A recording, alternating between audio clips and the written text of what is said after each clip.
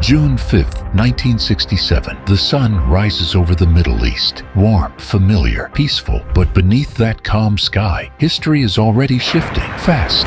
By mid-morning, jets cut across the horizon, messages flood radio channels, front lines begin to move, and borders that had stood still for years start changing practically in real time. 6 days, 5 territories, one moment that didn't just shake the region, it reset the next half-century. But here's the wild part. This story doesn't actually start in 1967, not even close. If we want to understand how 6 days could flip the script on an entire region, we need to rewind back 11 years, back to a canal everybody wanted a piece of, back to a crisis that quietly ended one era and launched another. This is where the real story begins.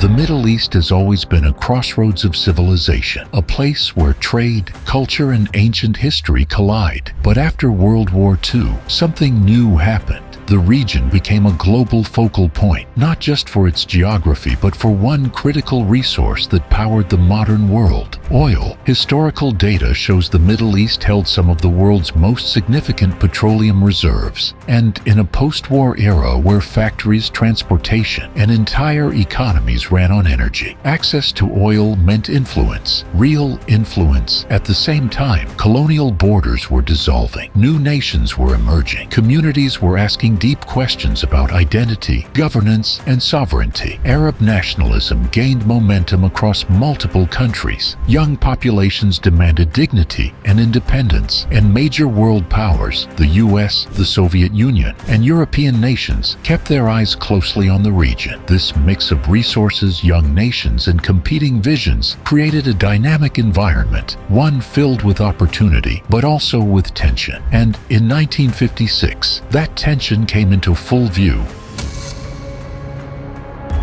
In July 1956, Egypt's President Gamal Abdel Nasser stepped up to a podium and made an announcement that would send shockwaves across the globe. Egypt would nationalize the Suez Canal Company. For Egypt, this was a moment of pride, a declaration of autonomy, a step toward funding its own development. For Britain and France, who had deep roots in the canal, it was a serious challenge. Diplomacy gave way to military action. Egypt, Britain, France, and Israel became entangled in a confrontation that quickly drew international attention. But here's the unexpected twist. A twist the old colonial powers didn't see coming. The United States, along with the United Nations, applied pressure that ultimately brought the conflict to a halt. The Suez Crisis showed the world that the old rulebook was fading, influence was shifting, and the Middle East was becoming a stage where global powers recalibrated their strategies.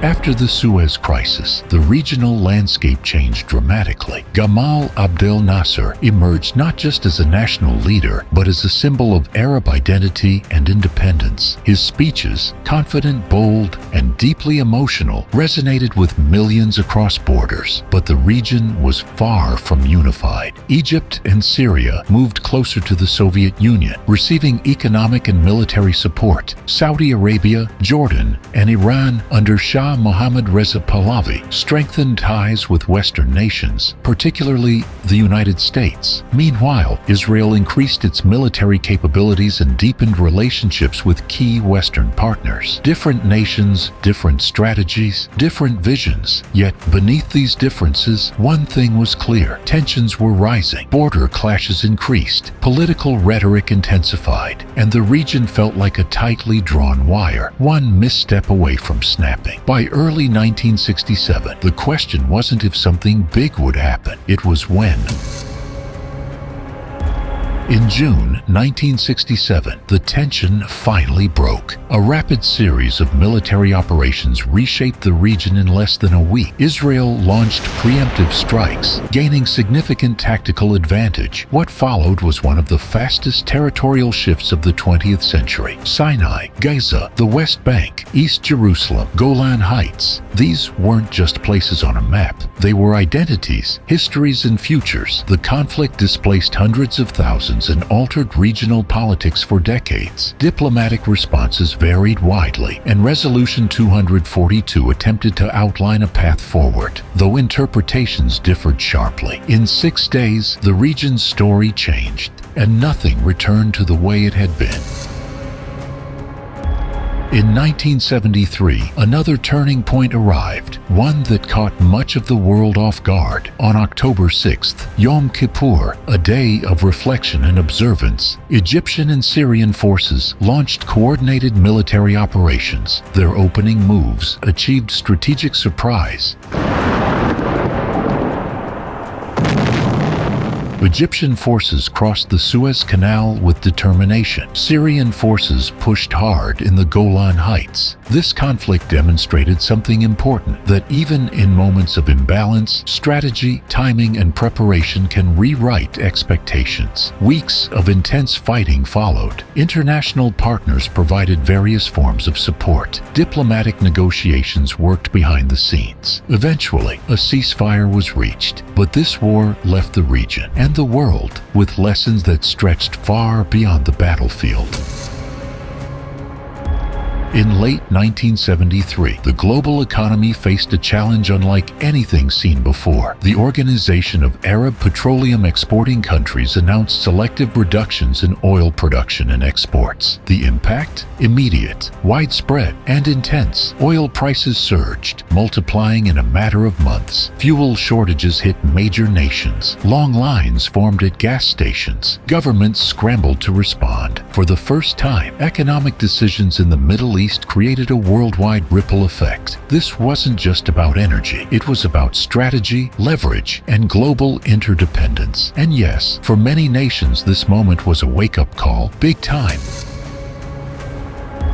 As the decade came to a close, Iran entered one of the most significant transitions in its modern history. I think that our country in the next 10 years will be what you are today. In the next 25 years, according to other people, I'm not saying that, will be among 5 most prosperous countries of the world. For years, the Shah had pursued modernization, rapid development, economic expansion, and strong partnerships with Western nations. But rapid change produced tensions, economic concerns, cultural debates, and political pressures intensified year by year. By 1978, mass demonstrations filled the streets. Protests grew, momentum built. In January 1979, the Shah left the country. Soon after, Ayatollah Ruhollah Khomeini returned from exile, greeted by enormous crowds.